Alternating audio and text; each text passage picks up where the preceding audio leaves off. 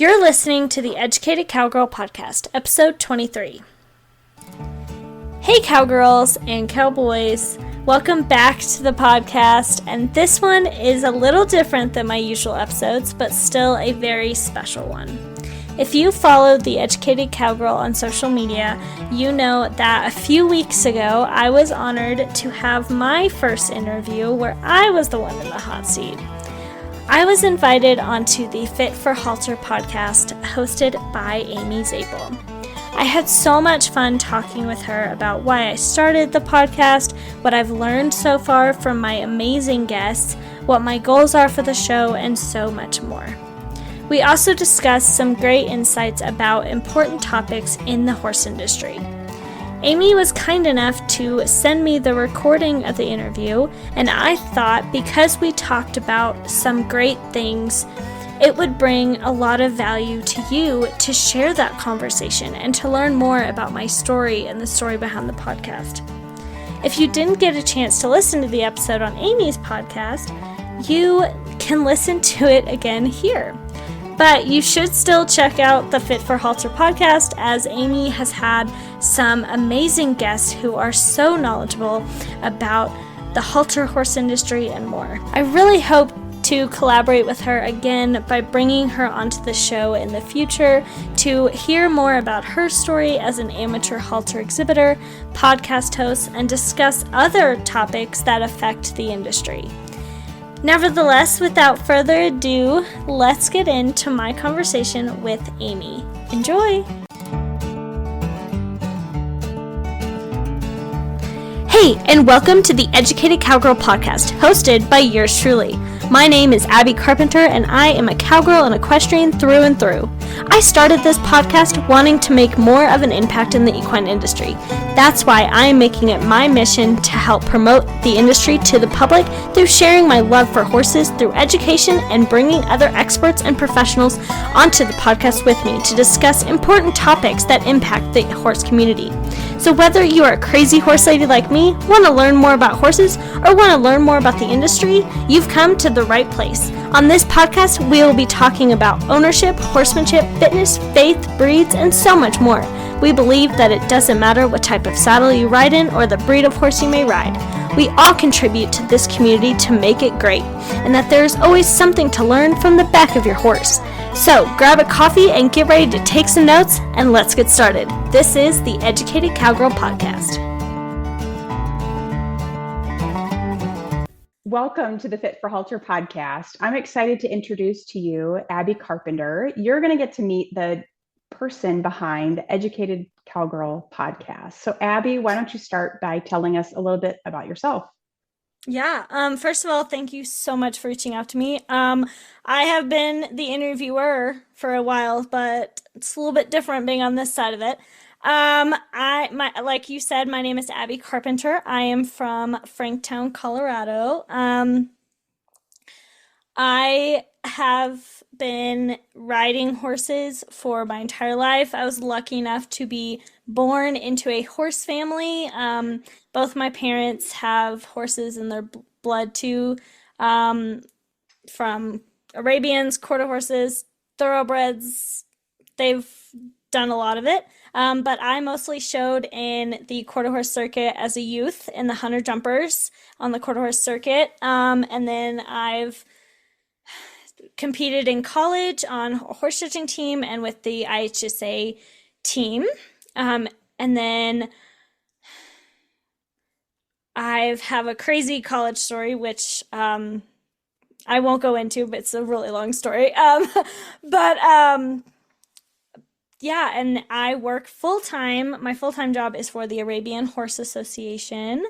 So the Educated Cowgirls kind of started as my passion project and kind of morphing into something I would like to have more full-time one day, but got to pay the bills, so yes.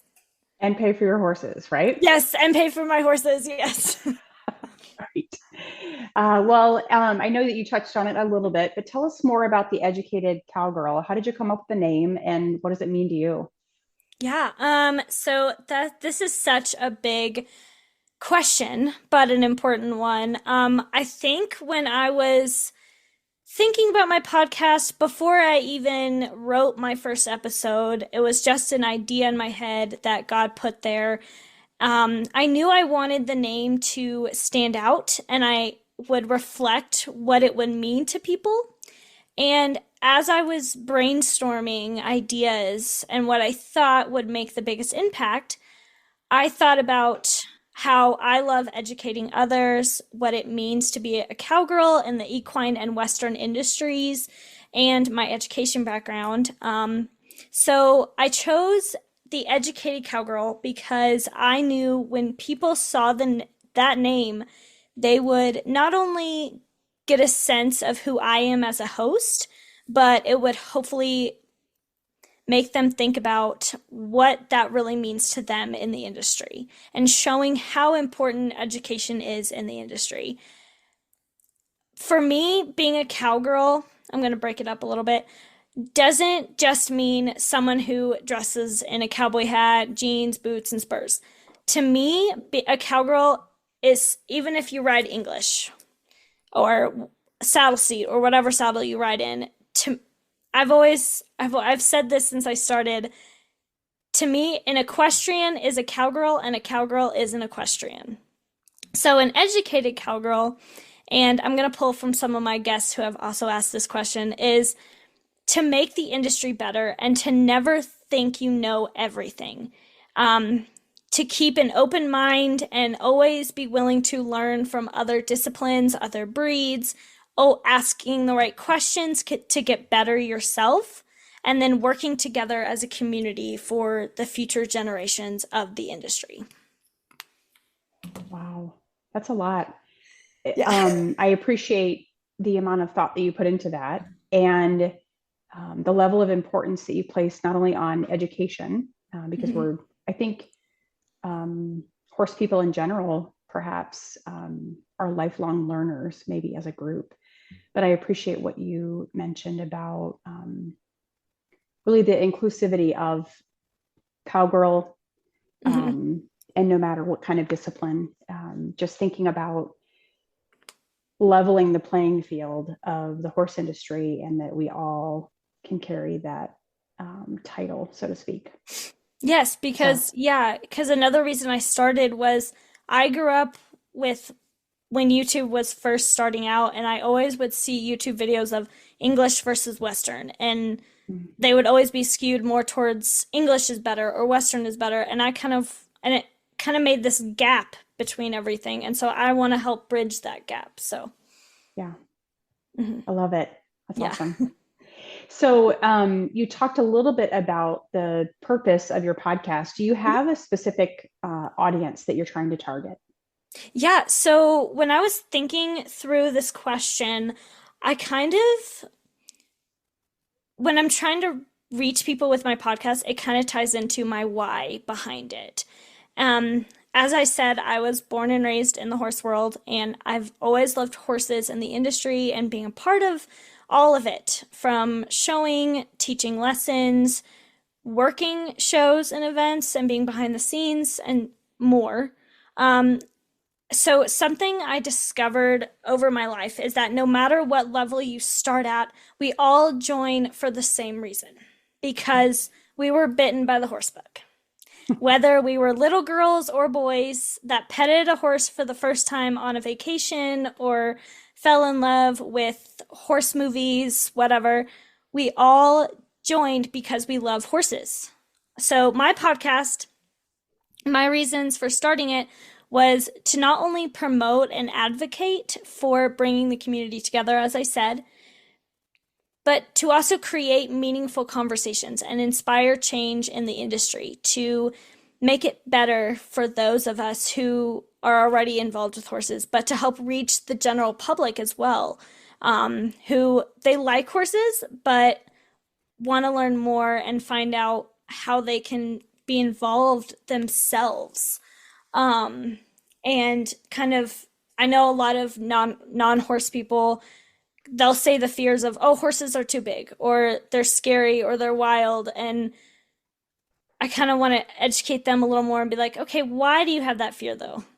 Like, because they're not really that scary. Like they're probably the most gentle horses if they're treated right. So probably I'm trying to reach people in the industry, obviously, because we want to create change. We want things to be better in the industry, but I would love to like go beyond that and bring people in who may necessarily not be involved as much as a lot of us are. Yeah, we have some similar or alignment, I should say, in that different topics potentially. But yeah, I think any horse podcast that I've listened to in the last couple of months, there's a lot of common ground in wanting to bring people into the industry, provide education, bring people together, establish community in any way that we can at whatever level people engage with horses, right? To attending a horse show as a spectator or somebody who's actually involved. Yeah. There's, I think, a lot more unity than we might think or give ourselves credit for. I think there's potentially a lot more unity in the industry. Yeah. Yes. And like you said, the horse bug. Yeah. Yes. I was bit. I used to call it a disease, which is probably not a great thing to call it anymore. But yes, the horse thing that my parents thought, well, let's see how it goes. Let's test it out. Let's do the riding lessons. And yeah, I mean, here I am. The horse bug got me in the womb when my mom was pregnant with me. But like for my dad, when my dad bought his first horse, his dad, my grandpa, wasn't actually too happy about it. Like they came from their families, like my mom, her parents had a farm, but they're really the only ones that stuck with it out of all their siblings with horses in particular. So yeah. Well, let's shift. Thank you for sharing all that. I appreciate hearing the story and the why behind what we listen to. So shifting to the content of your podcasts and some of your guests and things that you're learning, what are some of the most significant things that you've learned about horses from interviewing your guests? Yeah, so I'm so glad you asked this question. This is a really good question. And I could say so much here. There's so much I could say because I've had some incredible guests so far. And will in the future. I have an episode coming out this week that will be a really good one. As I did, of course, know a lot about horses before this podcast, but probably some of the most significant things I have learned so far from my guests that I've interviewed is that horses can do so much for so many people in their lives and amazing things that can change their lives completely. From Anna McLean, who she left the entertainment industry to start a career as an assistant racehorse trainer, to people creating amazing businesses that support the horse physically and give people the opportunities to live the life they have dreamed for themselves, where they don't have to work a 9 to 5 and then go ride after work. I truly believe that there is nothing the horse can't do for everyone. And that's also something I want to share with everyone, is that horses have this incredible power to bring people together from all over the country and the world. I was fortunate last year to attend the NRHA European Futurity in Italy, and help out with the Youth World Reining Cup, which you can hear more about with my episode with Sarah Honegger. And these kids that came for this competition, they were from probably 15 different countries, and they all spoke different languages and different cultures that they came from, but they formed these really strong friendships. Like a lot of them are still in contact today. And these great experiences because of, one, the sport of reining, but the horse. So again, I could say so much here, but I know that what the horse has done for me in my life and my career, And they have taken my life in so many different directions. And I'm sure a lot of other people can say that their life is not a straight timeline because of horses. Um, but two things that have always remained consistent in my life has been God and horses. And that is something I hope to reach people with as I continue to help the industry. And something that I've learned also from my guests is that horses have always been in their lives too. So in some way or another. Yeah. Mm-hmm. Common ground, lots of it. Yes. So then similarly, Mm-hmm. what have you learned? And you kind of touched on this a little bit Mm-hmm. when you responded to the previous question about horses. What Mm-hmm. are some of the common threads you've seen in horse people? Yeah. So yeah, as you said, this ties into the last question a little bit. I've learned so much, and I hope to learn more as I bring more guests on and grow my listeners as more people share and listen to episodes. But I think something else I have learned about horse people is that we are very invested in finding new ways to introduce people to horses, riding, and giving kids and adults fun, safe experiences that will encourage them to want to be a part of the industry. And I mentioned this a little bit, a tiny bit, before about fears people have from looking in on the outside, about they're big, they're unpredictable, and so on. It's so dangerous. Can sometimes come from them having a bad experience in their younger days. And that's something I've observed, not just since starting the podcast, but over the lifetime, is it comes from them going on a trail ride and the person running the trail riding group didn't really understand this person's never ridden a horse, so they just thought this horse was broke and then something goes wrong. So it is important that myself as an instructor and trainers give the first time riders opportunities to make it okay to learn on good, safe, reliable lesson horses. So that's probably something I've learned from both guests and listeners. That's good. I like what you said about the creative ways that horse people bring other people into the industry, which is so true. Like, I feel like we invite them to anything. Come to our house, come to the barn, come to the show, go to an event, like, because our passion runs deep and we want other people to experience it. Yeah. And I talk about it with my episode with Billy Smith about like what Taylor Sheridan has done for the industry has helped so much, from introducing, I'm going to say it, Yellowstone and his TV shows, and then the Run for a Million. Like, he's brought in a whole new audience of people into horses and riding and everything. So yeah.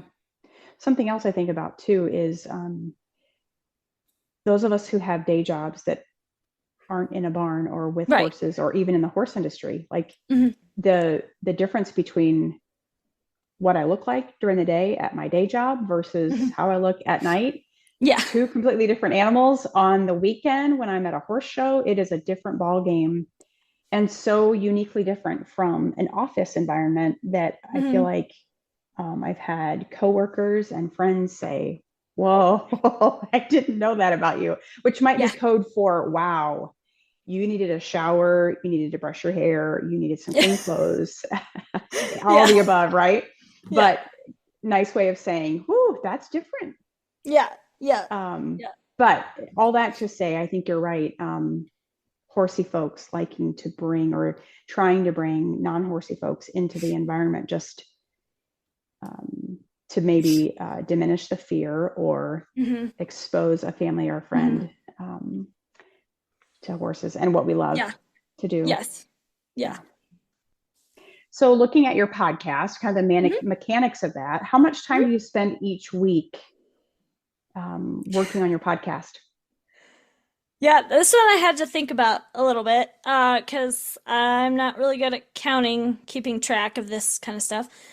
But I feel like I know I can like when I say I'm editing an episode or working on the blog post for an episode or the social media side of it, I can go like 3 or 4 hours and I'm like, oh, it's 4 o'clock already and I have been on the computer since 1 o'clock.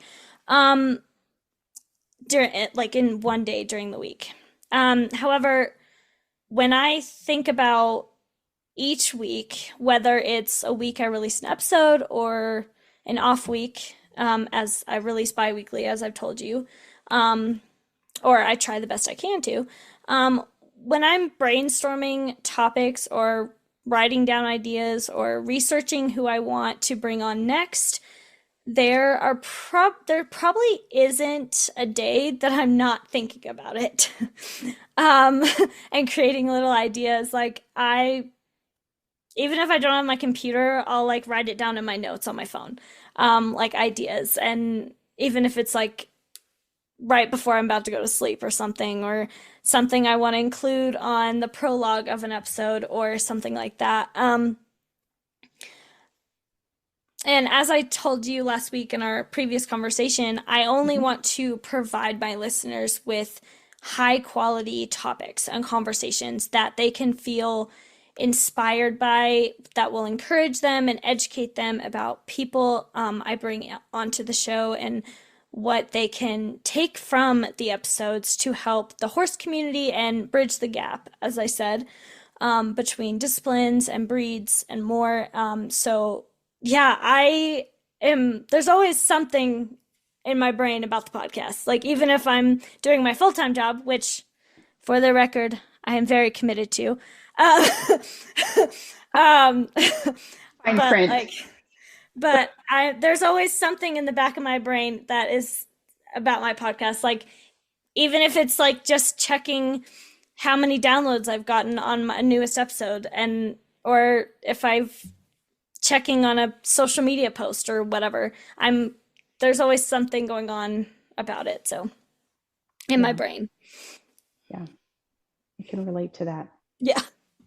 It's I hesitate in saying addicting because I don't know that I think about it all the time, but it's happening a lot. Yes. Um, yeah, thinking about guests and rehashing an interview or thinking Yes. about the future. And honestly, trying to keep up with social media Mm-hmm. demands either self inflicted expectations or Mm-hmm. just the whole Yeah. idea of keeping up with the amount of posts or comments or Or you name it. designing something on Canva or whatever. Yes, Yeah. agreed. Yeah. So when you think about selecting guests for Mm-hmm. your interviews, I know you mentioned bringing inspiring content.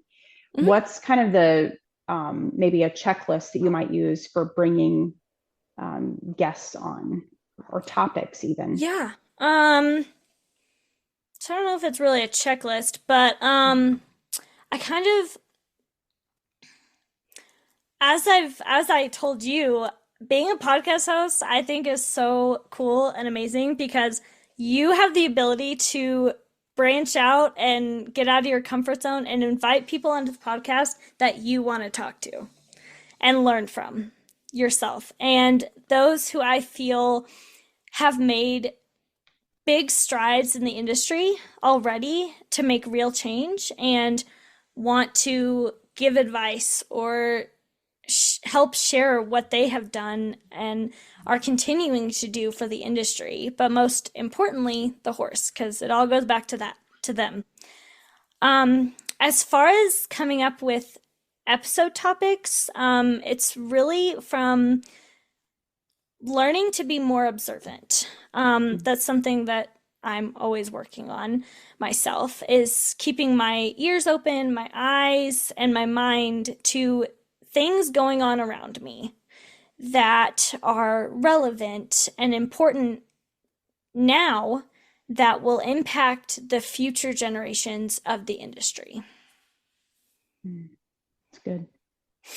Mm-hmm. Good stuff.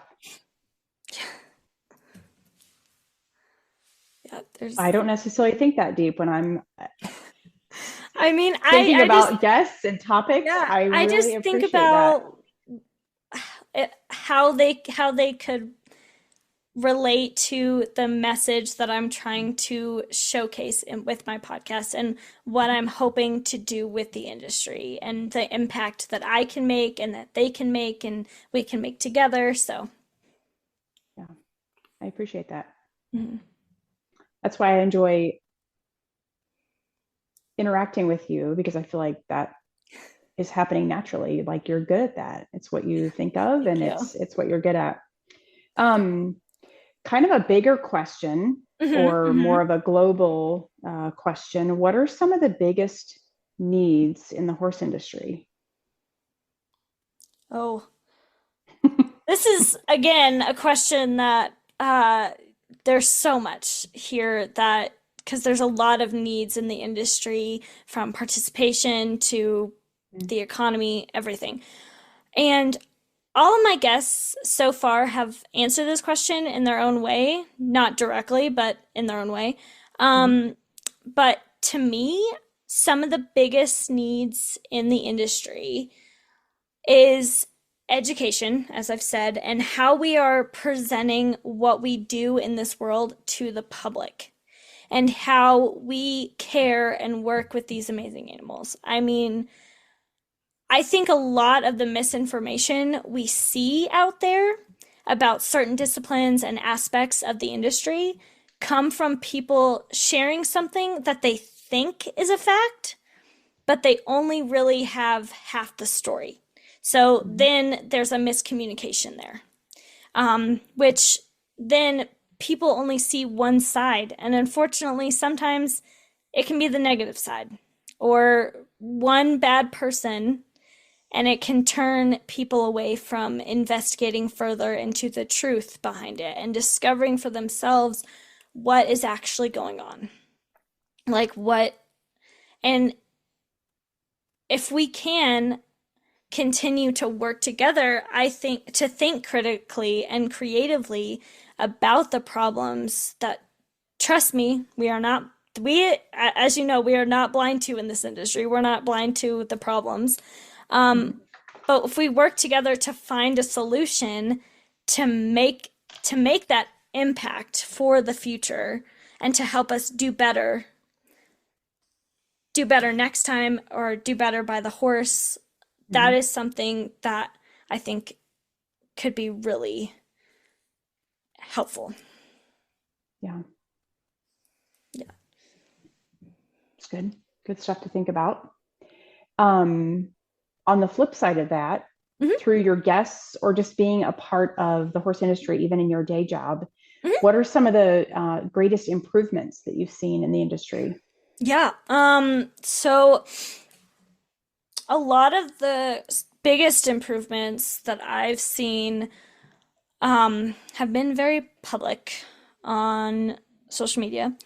Um, are, I think, relative to equine welfare and Mm. how we are regulating medications and drugs and the care of the horses from racing, rodeo, breed shows, and so on.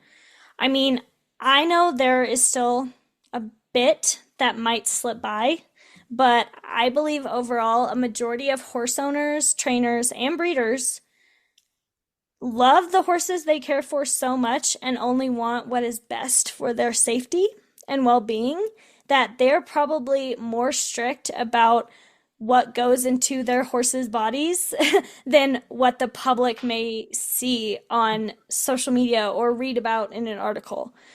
Um, Another improvement that I think is really good for the industry is TikTok and social media because people can see more online Mm. of and learn more about things. Um, I mean, I don't think there isn't a single horse person who doesn't follow or know about Katie Van Slyke in Tennessee. As she has blown up so much, and I love that because of her audience. More people are learning not only about breeding, but she also talks about horse care and other animal care and the industry and the show world, and kind of gives people behind the scenes, even because there's people that follow her that are very urbanized. So I think that's so good. And I think like a lot of people will say like, oh, TikTok, there's so it's so addicting, there's so many negative things, but there's also so much positivity that can come from those videos, and I've learned so much more actually. But with that said, we do need to still stay alert to those online scams and the misinformation from people, because it is out there. From those who, I said earlier, only have part of the facts. Like, I'm going to say it, during the Kentucky Derby, there were some people that posted some videos about things that they thought that they knew about the racing world, but that may have been how it was back then, but like, we've gotten so strict. And there was someone who, she breeds thoroughbreds, that replied to that video and was like, so actually, she kind of set out the facts. So it's people taking the misinformation and miscommunications and not arguing with those people, but just being like, here's the truth of what you're saying. Mm-hmm. Here's what is actually going on. So much more I could say with this question, but overall, I think we have already seen a lot of change just from conversations with my podcast, other equine related podcasts, and discussions with people in associations like mine or AQHA, or I think there's people in this industry who they want to get ahead of PETA and the other activists who think that they know better than us. Just gonna be blunt about that one. But they want to create change. They want things to be better so it's safer for us as the horse owners and safer for the horse.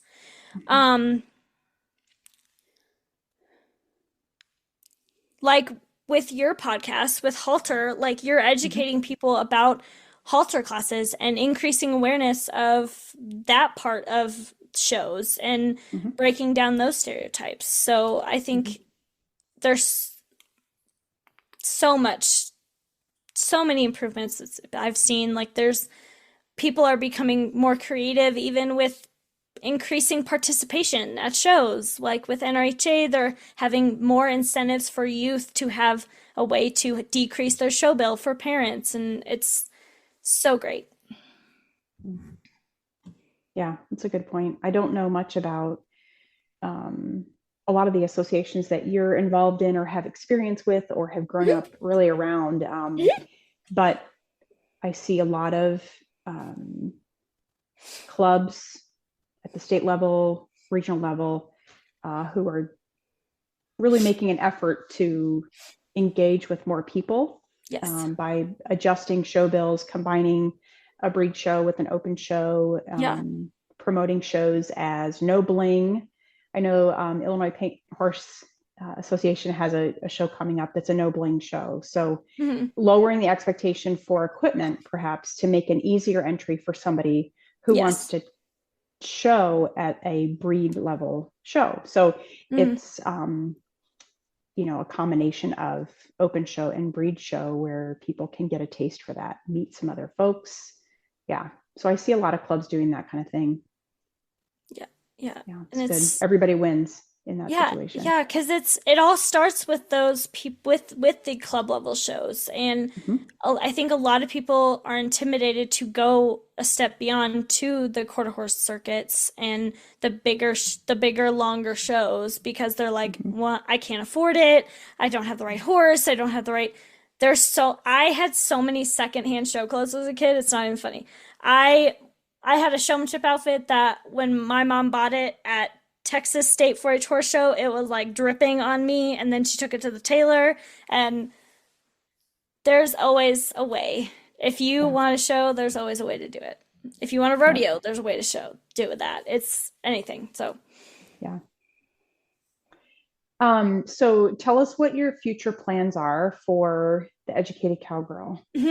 Yeah. So just like I believe there are big things for the industry, I have my own big dreams and goals for TEC.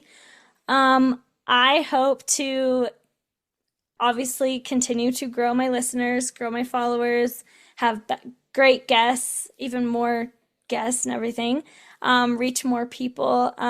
But I hope that as my show grows, that so too will the impact I can make on the industry and the changes I hope to inspire in others, as I've said, to also want to see things better for the horse and for the future generations because that is something also really important to me is the youth and making things better for them. I also would love to expand to be able to maybe provide live shows at equine shows maybe in a few years and speaking opportunities. Something I was actually thinking about over this past weekend, and it's something I did a little bit when I was little with my mom, is work with schools in the area to teach kids more about horses and the industry and maybe give them opportunities to pet one. When me and my mom would go when I was little, we would go and start out in the classroom and I would come in my English show outfit and we'd teach them, and then we'd have my old gelding tied out to the trailer and we'd let them go out there and we'd teach them about grooming tools. We'd let them pet my horse and everything. So and I know schools have gotten a lot more stricter about that kind of thing, but nowadays, but I think as a lot of kids are being more urbanized, we need to make sure that we still educate them about the Western ag and equine industries. I also hope to expand my brand with a merch line that I hope to start designing and making more plans for that. And then have a riding lesson program teaching English and Western lessons, as I am certified with CHA, to adults and children of all ages and levels of riding. So that's just a basic what I want to do. I'm tired just thinking about it. That's awesome, though. I appreciate just your future thinking. Forward thinking about where you're headed and how you want to continue to serve the industry and the horse people. Yeah, I don't know if it shows how much I thought about this before I launched last February, but I was thinking about it for a long time before I launched my first episode, so. Lots of time. Yes, it's clear that you've put a lot of thought into it. So tell us about your own horse journey. When did you first start riding, or do you ride often or show? Yeah, so I can't remember the exact age I started riding, but there's photos of me as a baby on a horse. But I think my first show was a lead line class when I was 8. I still have the trophy. From Bourbon County 4-H in Kentucky, lead line class. I obviously started riding in my lessons in Kentucky because I was born in Lexington. And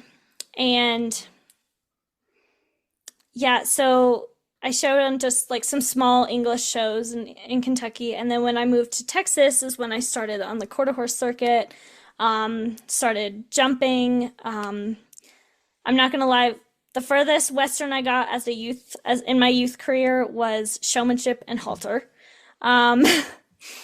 And so, so I showed all through AQHA. I showed 4-H in Texas. And then when I moved to Colorado in 2010, school I had a little bit of a break from showing. And then I showed on the IHSA team in Wyoming, for a couple years, which that was I think everyone that rides horses, if you want to ride in college, you should do IHSA or NCEA or whatever, because it's such a good experience to get on different horses and like really Mhm. improve your riding skills. Mhm. Um, so yeah, and then I was introduced to the sport of ranch sorting, or RSNC, as the association is called, in 20, I'm going to say 2014, when I moved in with the Wolf family, who they founded RSNC. Dave Wolf is the main founder. Mhm. And I have been in that world for a while. I've worked for different quarter horse trainers. I've worked for um, yeah, I've worked for different course trainers. I've worked for a course trainer in Grand Junction, Colorado. So I was on the Western Slope for a couple years. That was when I was doing my bachelor's at Colorado Mesa. Um, and then it was not until I moved back to the eastern slope, or the Front Range, as we call it in Colorado, where I got back into sorting. I bought my mare in 2020, and I've been sorting on her for the past 4 years. Um, and so I hope to just keep improving with her with that and keep moving up. They have a rating system for like going through. So I'm rated a 2 or a rookie. Um, and so I just hope to keep improving with my sorting ability and continue to learn to be a better partner for my horse, and really just have the best partnership and teamwork that we can have. So yeah, it's a Love lot. it. I could go more into my college life, but it's kind of a wild ride of my college life. I didn't go to one school. I went to like three, four different schools Yeah. in college. So yeah. Not everybody's journey is a straight line, right? Yeah, nope. As I mentioned, no horse person's timeline is a straight line. It's like valley, up, valley. It's, yeah. Yeah. But you end up in the same place potentially. Yes, yes, yeah. It's good. Always comes back to Well, God and horses for me. So, yeah. Well, one of the things that I've learned in my short history with podcasting is, like I said, the unity. I think there's a tremendous amount of unity in the horse industry, even though sometimes the negativity or the challenges or the controversy pops up and gets kind of in the front of mhm. things. But I've learned that people's desire to get good information out to the horse community, Yes, that's pretty universal. Of yes. course, the love of the horse is universal. And so that's one of the Mhm, reasons that I wanted to share this conversation with my new audience mhm. is horse information is horse information, right? If it's correct and it's good, we have a love of horses, and we don't all, my Yes. listeners haven't necessarily started in the halter industry. Maybe they started somewhere else. And so that's not where I started either. But Mhm. our common ground and united desire to bring information to our communities about Yes. horses that's good quality, not only in sound and production, but guests and interviews and content. So Yes. thank you for taking the time. I appreciate it. Oh yeah, Tell thank us you. how, absolutely. Yeah. Glad that I found you. I think it might have been through a reel or something on Facebook. I didn't know that you existed, and I was so fired up to see another podcast friend. So how can we find Yeah. you?